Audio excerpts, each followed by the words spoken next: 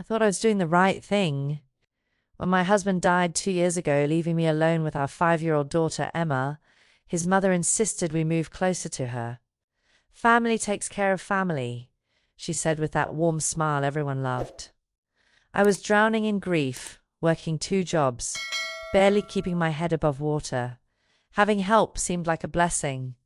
So I packed up our little apartment and moved across town, into the house next to hers. She had a key. She had access. She had my trust. Emma adored her grandmother.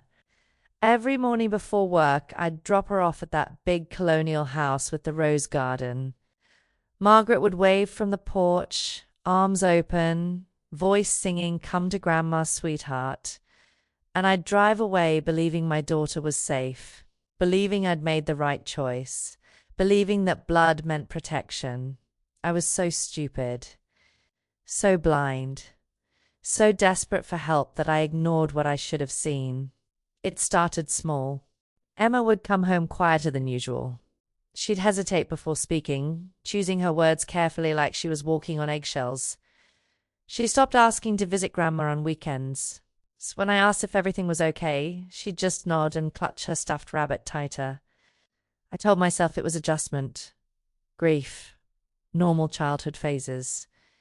Margaret assured me everything was fine, that Emma was just overly sensitive and needed more discipline, like all children. Then came the day I'll never forget. I picked Emma up early because I'd gotten off work sooner than expected.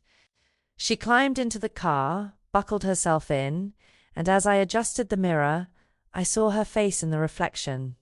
Her eyes were red, her expression hollow. "Mama," she whispered, "Grandma did this to me." My blood went cold. I turned around in my seat, heart pounding. "What do you mean, baby? What did she do?" Emma's bottom lip trembled. She said, "I'm bad. That I ruin everything. That Daddy died because I was too much trouble and made him tired." The words hit me like a physical blow. I drove home in a fog of shock and disbelief. My daughter, my 5-year-old child, had just told me her grandmother blamed her for her father's death. It was insane, cruel beyond comprehension. When I looked at Emma's face, I saw truth there. Raw, painful truth. That night, after Emma finally cried herself to sleep, I sat in the dark trying to process what she'd told me.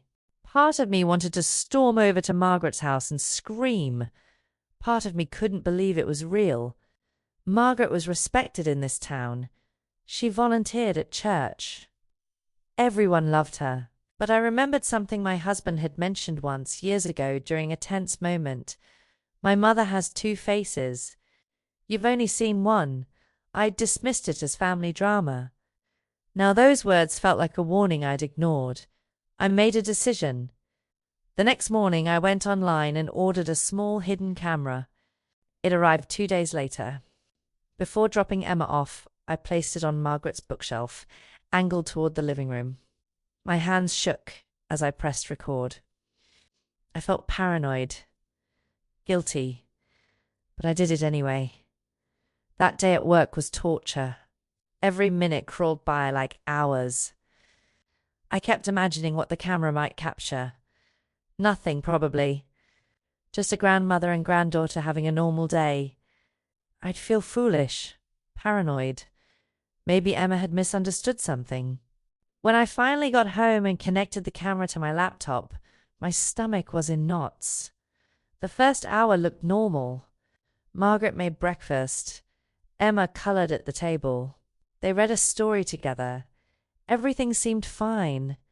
Then around 10:30 a.m., Emma accidentally knocked over a glass of water. It wasn't much, just a small spill, but Margaret's face changed instantly.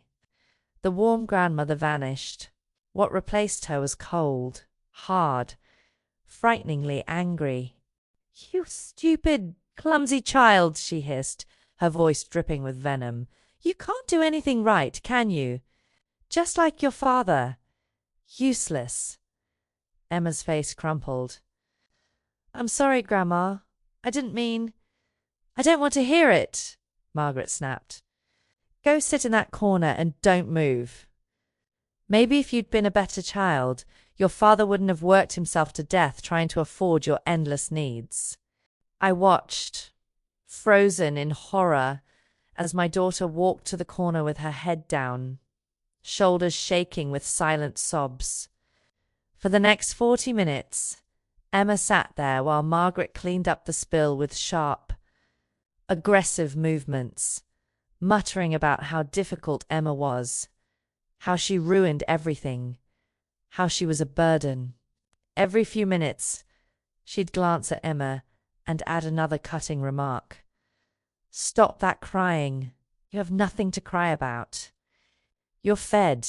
You have a roof over your head. Your father gave up everything for you, and look how you repay him. When Emma finally whispered, "Can I get up now?" Margaret didn't even look at her. "No, you'll sit there until you learn to be grateful. I had to pause the video 3 times because I couldn't see through my tears. This wasn't discipline. This wasn't tough love. This was psychological cruelty. This was a grown woman systematically destroying a child's sense of worth and safety. And she did it all with that sweet face, that respectable reputation, that image of the devoted grandmother everyone believed. The rest of the footage was worse. Throughout the day, I watched Margaret criticize everything Emma did. Her drawings were sloppy. Her questions were annoying. Her attempts to help were getting in the way. She compared Emma to other children, always unfavorably. Sarah's granddaughter doesn't act like this. She's polite, well-behaved, not a burden like you. The cruelest part was how Margaret's face would transform. The moment she heard a car pass by or saw movement outside the window, instantly she'd become the loving grandmother again, smiling and sweet. But the second she thought no one was watching, the mask dropped. By the time I finished watching, I felt physically sick. I'd failed my daughter. Emma had tried to tell me, and I'd needed video proof because I couldn't trust my own child's word over a woman who baked cookies and went to church. The guilt was crushing. But underneath the guilt was something else, cold, clear rage. Margaret had been emotionally abusing my daughter while wearing my dead husband's memory as a shield. That ended now. The next morning I called Margaret and told her Emma was staying home sick all week. Her voice was syrupy with false concern. "Oh, the poor dear. Should I bring soup?" I thanked her through gritted teeth and hung up before I said something I couldn't take back. Then I made appointments. First, with Emma's pediatrician, who documented the behavioral changes and Emma's own account of the verbal abuse. Then with a child psychologist who specialized in family trauma. Finally, with a family lawyer who watched the footage with a grim expression. "This is clear emotional abuse," she said. "We need to act immediately." I made copies of everything, called Child Protective Services. 2 days later, they interviewed Emma with a trained specialist. My brave little girl, with her quiet voice and careful words, told them everything. The names Grandma called her, the blame for her father's death, the isolation, the constant criticism. How Grandma was nice when other people could see, but mean when they were alone. Margaret showed up at my door the day after Seepers visited her. She wasn't the sweet grandmother anymore. She was furious, her face twisted with rage. "How dare you?" she spat. "After everything I've done for you. I took you in. I helped raise that child, and this is how you repay me. By accusing me of abuse." I stood in the doorway, blocking her from entering, and felt something shift inside me. The people-pleasing, the gratitude, the desperate need for her approval. It all shattered like glass. "I have it on video," I said quietly. "Every word you said to my daughter, every cruel comment, every time you blamed a 5-year-old child for her father's death. The lawyer has copies. CPS has copies. And if you ever contact Emma again, I will make sure every person in this town sees exactly who you really are.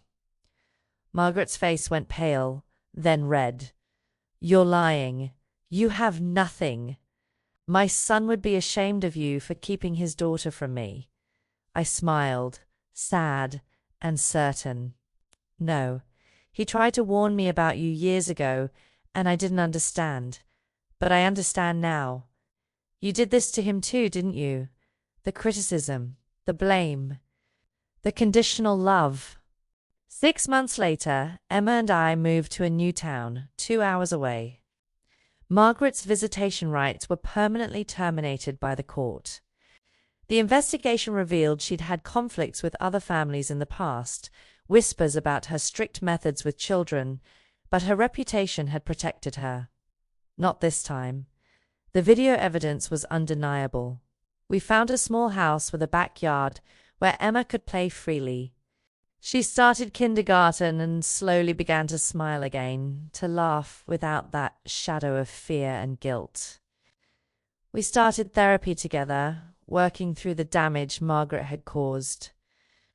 Some nights I still watch that footage, not to punish myself, but to remember an important lesson. Believe your child. When they tell you someone hurt them, even if it's family, even if it's someone everyone else loves, believe them. Last week, Emma brought home a drawing from school. It was our new house with flowers and sunshine and the two of us holding hands. At the bottom, she'd written in careful letters, "My safe home." I hung it on the refrigerator and cried, not from sadness this time, but from relief. Because I'd finally done what I should have done from the beginning. I'd protected my daughter, even when it meant destroying the image of the perfect family everyone wanted us to be. And that was worth everything.